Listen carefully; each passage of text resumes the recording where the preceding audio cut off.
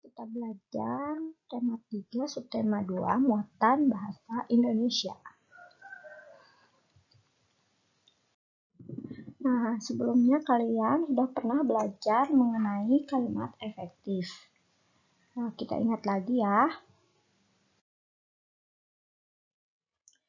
Kalimat efektif adalah kalimat yang memiliki susunan sesuai kaidah bahasa Indonesia yang tercantum dalam pedoman umum, ejaan bahasa Indonesia, dan menggunakan kata yang sesuai. Nah, kalimat efektif ini mengungkapkan gagasan sehingga mudah dipahami oleh pembaca. Ciri-ciri kalimat efektif itu ingat ya, hemat atau tidak menuliskan kata bermakna sama. Contoh, para tamu-tamu duduk di kursi. Nah, kalian masih sering salah. Ingat ya, kata para menunjukkan banyak dan tamu-tamu juga menunjukkan banyak, sehingga kita dapat menghilangkan salah satunya. Contoh, agar menjadi kalimat efektif, tamu-tamu duduk di kursi atau para tamu duduk di kursi.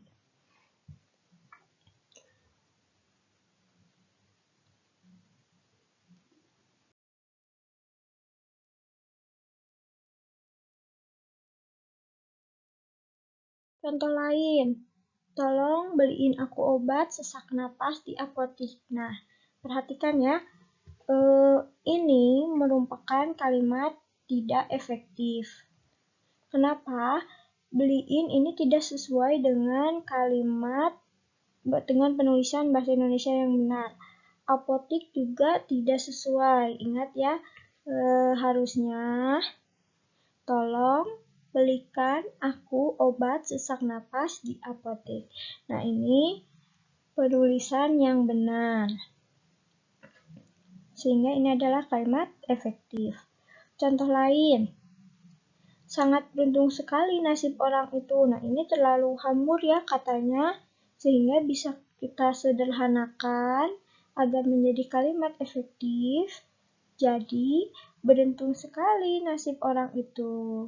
Itu ada menjadi kalimat efektif. Nah, contoh lain, ibu sedang membuat kue brownies.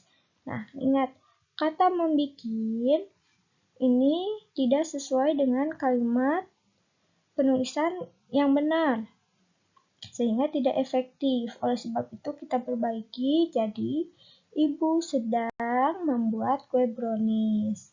Nah, ini kalimat efektifnya.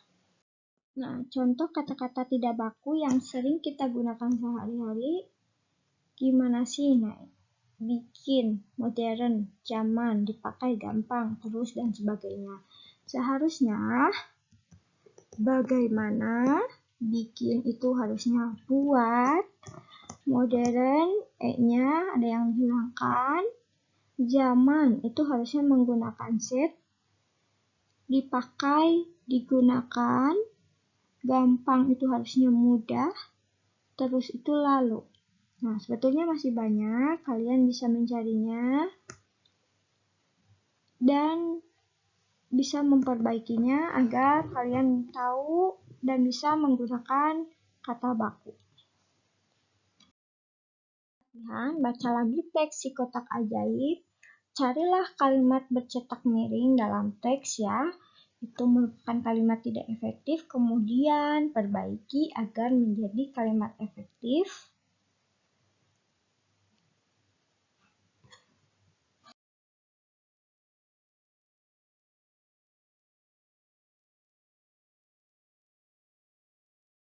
Jika kamu sudah menemukan kalimat yang bercetak miring, tuliskan di kolom berikut. Nah, contoh penemu yang pada kesempatan itu. Nah, ini terlalu bertele-tele sehingga sulit dipahami. Oleh sebab itu, kita tinggal ganti menjadi kalimat efektif, yaitu penemu yang.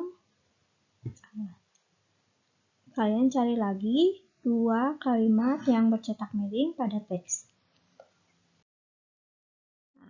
Latihan 2, berikut ini adalah kalimat tidak efektif. Perbaikilah kata yang bercetak miring agar menjadi kalimat efektif.